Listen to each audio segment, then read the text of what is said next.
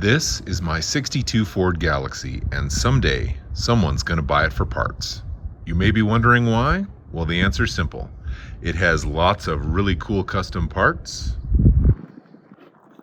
and way too many doors. This car came with a 352 FE block that had thrown a rod. I put in this 302 with a T5 transmission behind it. Now the engine bay needs a whole lot of detailing, and that is soon going to happen when this engine gets pulled out and my 393 stroker gets installed. A couple things to note: we have a custom fan shroud made with a fleece blanket over a form and then fiberglass. We have a Hydro Boost unit for power assist on the brake, and way back there in the back you can see the reservoir for the hydraulic clutch for the T5 transmission. This is a GM Type 2 power steering pump. Now the reason I had to go with that is because I am using a GM J-Car rack and pinion underneath that. I do have lots of pictures and a video on that build. As I said before, back there we have a Hydro Boost unit. Now that came out of a mid-90s Chevy pickup. I went with that unit because it was inexpensive and easy to work with. In the front, we are running LTD type disc brakes, and in the rear, we also have disc brakes. That is a retrofit kit to use rear disc brakes from a Lincoln Mark 7. The interior is somewhat original. The back seat and door panels are original. However, they were dressed up with a little vinyl dye. If you look across to the far door, you can see the maroon, the white, and then the black on the bottom. That black was originally a terrible salmon color. The front seats are bucket seats out of a Subaru. As you can tell, I have no qualms about taking parts from other makes and models and putting them into my car to make it better. These seats look right at home in this car, and more importantly, these seats are very, very comfortable. Anything I can do to make my cars better, I'm gonna do it. I don't care if it's from a different car or a different make or a different model. Any of those custom touches that make it more usable are things that I'm interested in doing. I never liked the factory steering wheel and column that came in this vehicle. So I took a Mustang 6566 steering column and installed it, and then I took an old rusted Pony Interior steering wheel, had it powder coated, and that is now what we have for a steering wheel situation. Now if you look in the center of that steering wheel, there is a beautiful insert made by Phoenix shift knobs, and there is also a custom shift knob right through there, also made by them, and I am extremely happy with both of those pieces. Now one little touch that I really like is you look at this and you don't see a place for the key. People are like, where do you put the key in? I don't know where the key goes. Well, this was a cool little tip I picked up on a Galaxie forum that a guy had seen at a car show, and I had to copy it.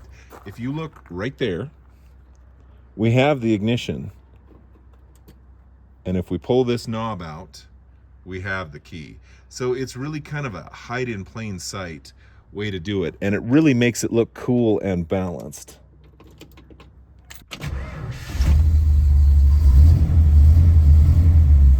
Just like a normal Galaxie, we have fuel gauge and temp gauge, but I removed the clock and added a tack. Just a nice feature to have.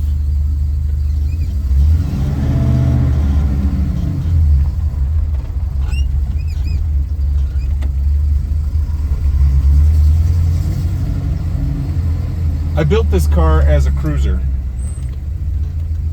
I didn't want something that I was going to be taking to the track or that I was going to be doing all kinds of crazy stuff with. I wanted something that was just going to be able to hop in, go for a drive, and just really enjoy.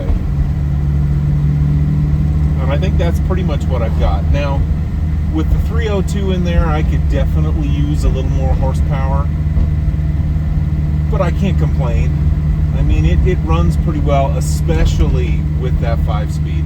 That 5-speed allows me to really get into it and really enjoy the car. Of course, horsepower and torque, there's never enough. And that's why I decided to go with the 393. I have a whole series on my YouTube channel going over my 393 build, and I'm a long way from being done with that build.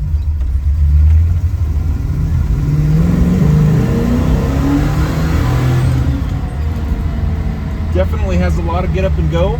I can't wait till it has a bit more get up and go. Now when I install that 393, we're going to have way more torque and horsepower than this T5 can handle. I have a TKX waiting in the wings specifically for this car.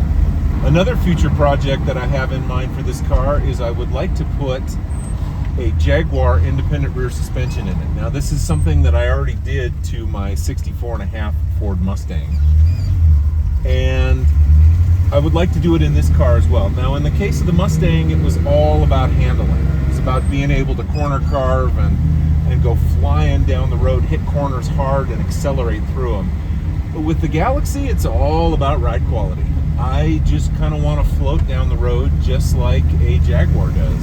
Steering on this is amazing. I went with the GM J-Car rack because it is a center steer. In other words, you can take the GM J-Car rack and make bracketry and adapters to emulate whatever steering setup the car originally came with. Now the Galaxie is also center steer.